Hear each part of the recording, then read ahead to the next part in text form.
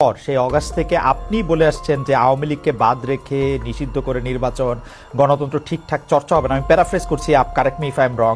প্রধান উপদেষ্টা ডক্টর মোহাম্মদ ইউনূসও সম্প্রতি সরাসরি বলেছেন বিএনপি যেহেতু চায় না সেহেতু আওয়ামী লীগকে নিয়েই নির্বাচন হবে। আওয়ামী লীগ নিয়ে আপনাদের এই অবস্থানের কারণ কি? প্রতিপক্ষের নিষ্ক্রিয়তার আমার মনে হয় এই জায়গায় বলতে আমি বাধ্য হচ্ছি, যে প্রফেসর ইউনূস সাহেব সঠিক, আমরা যেটা বলেছি সেটা সঠিকভাবে তিনি প্রেজেন্ট করেন নাই।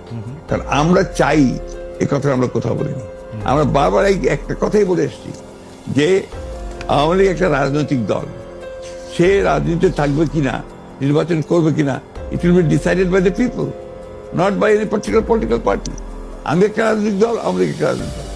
আমি মনে করি এটা আমাদের জন্য শোভনীয় নয়, শালীন নয় যে আরেকটা দল থাকবে কি থাকবে সেই সম্পর্কে কমেন্ট করা। ওকে, পরিষ্কার। নির্বাচনেই সিদ্ধান্ত হবে যে আওয়ামী লীগ থাকবে কি থাকবে না। তাহলে হচ্ছে যে আপনাদের সাথে এইটা নিয়ে ডক্টর ইউনূসের আসলে সেই অর্থে কথা হয় না। আপনি বললেন যে সেটা আসলে হয়তো ওনার কাছে ভুল উপস্থাপন করা হয়েছে বা উনি ভুল বুঝেছেন। আমি জানি না উনি কিভাবে বলেছেন, এটা ওনার বক্তব্য, কিন্তু আমরা এই ধরনের কোনো বক্তব্য দিইনি। দর্শকদের মধ্যে অনেকেই একটি প্রশ্ন করছেন, একটু যেটি হচ্ছে যে আপনি গত 15 বছরের, বা যদি আমি বলি যে শেষ 7-8 বছরে আপনি অনেক বেশি যার সাথে মাঠের রাজনীতিতে আপনার কথার লড়াই হয়েছে, সে ওবায়দুল কাদের সাহেব একবার বলেছিলেন যে আপনার বাসায় গিয়ে উঠবেন এবং উনি এখন কোথায় আছেন সেটি জানেন না। আপনি জানেন কিনা এটি কেউ জানতে চাইছেন। আপনার কাছে আশ্রয় চেয়েছিলেন কিনা তিনি, আর কি প্রশ্নটা অনেকটা। আমি এই ধরনের প্রশ্নের উত্তর দেই না। ওকে, এটাকে আমি মনে করি যে রাজনীতিটা এটা খুব ইম্পর্টেন্ট না। ওকে, ঠিক আছে, আমি নেক্সট প্রশ্নে যাই। প্রশ্নে যাওয়ার আগে আসলে আপনার একটি কোট নিয়ে আমরা দর্শকদের কাছে জানতে চাইছিলাম যে সংবিধান সংস্কার হতে হলে নির্বাচিত সংসদ দরকার বলেছিলেন জনাব মির্জা ফখরুল ইসলাম আলমগীর। এই অবস্থান সঠিক বলে মনে করেন কিনা? এই অবস্থান সঠিক বলে মনে করছেন শতকরা 35% দর্শক, শতকরা 65% দর্শক মনে করছেন যে এই অবস্থান সঠিক নয়। 75,000 দর্শকের মধ্যে ভোট দিয়েছেন। আপনি এটা নিয়ে মন্তব্য করলেও করতে পারেন। অনেকেই মনে করছেন যে আগে সংস্কার হওয়া উচিত, পরে নির্বাচন হওয়া উচিত। এই ব্যাপারটিতে কি আপনার কাছে মনে হয় যে এটিতে আসলে কোন একটা রেফারেন্ডাম দেওয়া উচিত, বা এটি আসলে? দেখুন, রেফারেন্ডাম দিলেও তো আপনার কনস্টিটিউশন অ্যাসেম্বলি লাগবে। রেফারেন্ডাম দিবে কে? আপনার মূল জায়গাগুলোতে আপনার ওইভাবে আলোচনা করতে আসলে না, আপনার যে আসলে এই সিদ্ধান্তগুলো নিতে হবে তো একটা ইলেক্টেড বডি। সেই ইলেক্টেড বডি কনস্টিটিউশন অ্যাসেম্বলি হতে পারে, পার্লামেন্ট হতে পারে। আপনি সংবিধান যখন আপনি পাস করবেন, সেই সংবিধান পাসটা করবে কে? করবে, হু ইজ দ্য অথরিটি?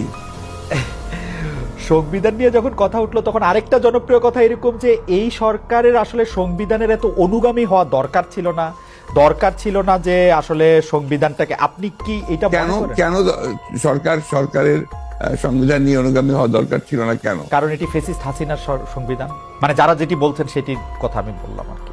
না, বিষয়টা তো হচ্ছে কি, ফ্যাসিস্টের সংবিধানকে আপনি বিপ্লব করে উড়িয়ে দেন, বাতিল করে দেন, সেটা আপনারা করেন নাই। সেটা তো এই সরকার করে নাই, বা তারা করতে পারে নাই। এটা যদি আপনার বাতিল করে দিত, সংবিধানকে উড়িয়ে দিত, একটা বিপ্লবী সরকার গঠন করতো, তাহলে এই প্রশ্নগুলো আসতো। এখন এই প্রশ্নগুলো অবান্তর। এখন এই প্রশ্নগুলো করা মানেই হচ্ছে আপনার পিছন দিকে চলে যাওয়া এবং এটাকে ড্র্যাগ করা। আমি মনে করি এই আলোচনাগুলো খুব বেশি প্রয়োজন নেই। আচ্ছা, শুধু একটু এটা জানতে চাই যে এটা যে আসলে ওরা বিপ্লবী সরকার করতে পারলো না, তখন যে সংবিধানটাকে উড়াই দিতে পারলো, এর পিছনে কি কোনো কারণ আছে? আপনাদের কোনো পরামর্শ আছে? বা ডক্টর, আমি জানি না, তাদের তো আসলে একটা জিনিস আপনারা কেন ভুল করছেন। যখন এই আপনার বিপ্লব হয়, তখন কি ছাত্রদেরই বা আপনার কোন রকমের একটা অর্গানাইজ পলিটিক্যাল পার্টি? দেখেন, একটা বিপ্লব করতে হলে একটা বিপ্লবী সংগঠন দরকার, বিপ্লব করতে হলে একটা বিপ্লবী সেনাবাহিনী দরকার। এই বিষয়গুলোতে আমরা সবাই যা যা খুশি বলে যাচ্ছি, যার যেমন খুশি। এটা ঠিক না তো।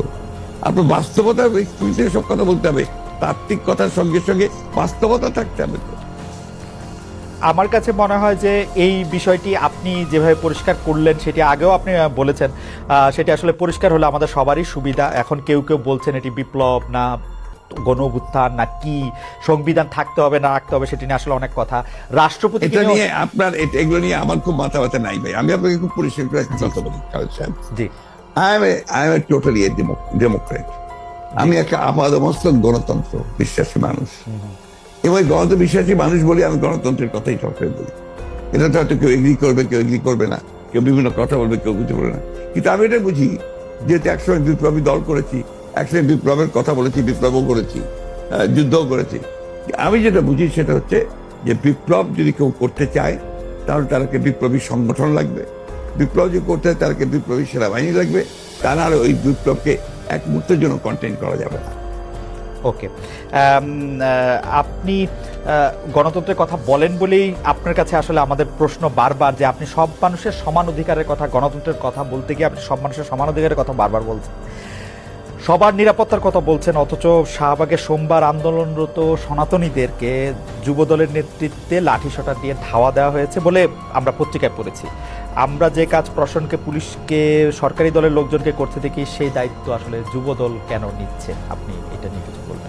এই দায়িত্বটা যুবদলের উপরে কেন চাপাচ্ছেন আপনার? যুবদল যে করেছে তার প্রমাণ আছে কেন? ওয়াই দিস এই ধরনের বক্তব্য যাওয়ার চেষ্টা হচ্ছে কেন? আপনি সবসময় আমরা লক্ষ্য করেছি যে একটা এই ধরনের ঘটনাগুলোর সঙ্গে বিএনপিকে জড়িত করার চেষ্টা করা হয়। এই ধরনের ঘটনাগুলোর সঙ্গে এটা কোনো মতেই বিএনপির সঙ্গে কোনো সম্পর্ক নেই। এটা was the government, the police, তারা করেছে এটা। আর সেই সঙ্গে আপনার সেই যারা আপনার হয়তো সেখানে ছিল তারা করেছে, যুবদলের কেউ এটার সঙ্গে জড়িত ছিল না। তার মানে যুবদল পার্টি কখনোই ছিল না। তার মানে bdnews24.com এর যে রিপোর্টটা আমরা পড়ছি, সেই রিপোর্টের ক্ষেত্রে এই কথা বলা হয়েছে, তাহলে এটা আসলে ঠিক? আমি এই রিপোর্টের সঙ্গে একমত নই। ওকে, আমরা 5 আগস্টের পরে এইটা খুব দেখতেছি যে বিএনপির সমালোচনা করতেছেন জামায়াতের আমির, বিএনপিকে ইঙ্গিত করে এরকম কথাও বলা হয়েছে তাদের তো নির্বাচনও লাগে না। আওয়ামী লীগ ইতিমধ্যে যা দখল করেছিল, আওয়ামী লীগ ফুটপাত থেকে শুরু করে সব বিএনপি দখল করে নিয়েছে, যা আওয়ামী লীগ 15 বছর সাজিয়েছিল তা দখল করে নিয়েছে, 80% দখল করে নিয়েছে, ইত্যাদি ইত্যাদি। এই ব্যাপারটাকে আসলে পলিটিক্যালি আপনি কিভাবে দেখছেন? যে মানে আসলে মানে আমি পলিটিক্যালি ভিন্নভাবে দেখি। আমি আপনার ব্যক্তিগতভাবে আমি খুব পজিটিভ মানুষ, আর আমি আপনার ঠিক ওই নিন্দুকের পর্যায়ে পড়ি না ব্যক্তিগতভাবে। মেবি আমার পলিটিশিয়ান হিসেবে দুর্বলতা হতে পারে। আমি প্রত্যেকটা জিনিসকে আপনার সামনে ফরওয়ার্ড লুকিং দেখতে চাই এবং একটা পজিটিভ ভাবে দেখতে চাই। তো সেই কারণেই আপনার জামাত ইসলাম কি বললো না বললো, কবে কি বলেছে না বলেছে, এইগুলো আমি খুব বেশি দেখি না। আপনাকে আমি সত্য কথা বলছি। আমি মনে করি যে জামাত ইসলাম আমাদের সঙ্গে ইতিপূর্বে ফ্যাসিস্ট বিরোধী আন্দোলন করেছে, ছিল। তারা যদি, আমরা যুগপৎ আন্দোলন করেছি, তারা যদি আমাদের সঙ্গে আবারও থাকে এবং করে, তখন আমরা সেগুলো চিন্তা করে দেখবো যে তাদের সঙ্গে আমরা কাজ করতে পারবো কি পারবো না।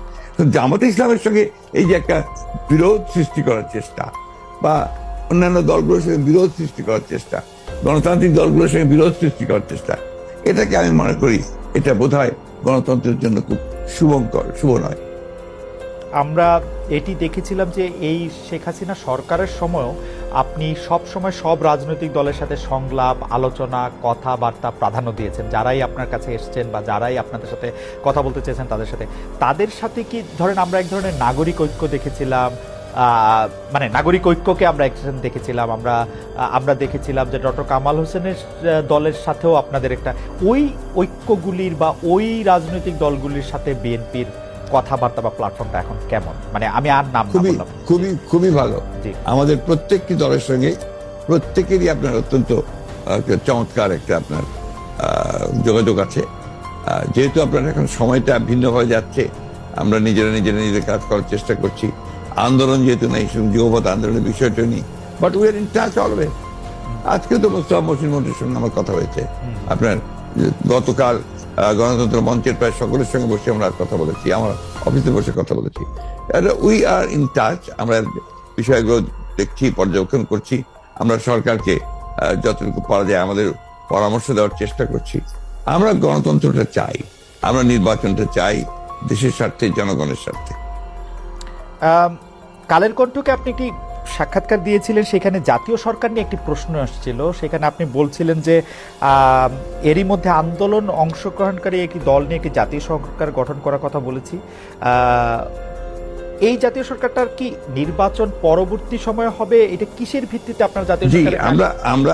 আমরা বলেছিলাম যখন আমরা আপনার যুগপৎ আন্দোলনে যাই, সমস্ত রাজনৈতিক দলগুলোর সাথে আমরা আলোচনা শুরু করি। এটা ছিল আমাদের প্রায় 2-3 বছরের একটা প্রক্রিয়া। 2-3 বছরের এই প্রক্রিয়ার পরে আমরা ওই যুগপৎ আন্দোলনে একমত হই এবং এটাতে এগিয়ে যাই। এখানে আমরা যেটা চিন্তা করেছিলাম যে আমরা আন্দোলন করব, আন্দোলন করার পরে নির্বাচন হবে, সেই নির্বাচনে আন্দোলনকারী দলগুলো যারা পার্লামেন্টে আসবে অথবা আসবে না তাদেরকে সঙ্গে নিয়ে একটা আপনার জাতীয় সরকার গঠন করা। এই জন্য আমরা যে 31 দফা দিয়েছি, এই 31 দফাকে বাস্তবায়ন করার ব্যাপারটা আমাদের একার পক্ষে খুব ডিফিকাল্ট হবে। সমস্ত দলগুলোকে সম্পৃক্ত করে আমি মনে করি যে আপনার এই ক্রাইসিস পিরিয়ডে যখন একটা চ্যালেঞ্জিং পিরিয়ড আসে, তখন বেস্ট হচ্ছে যে গোটা জাতিকে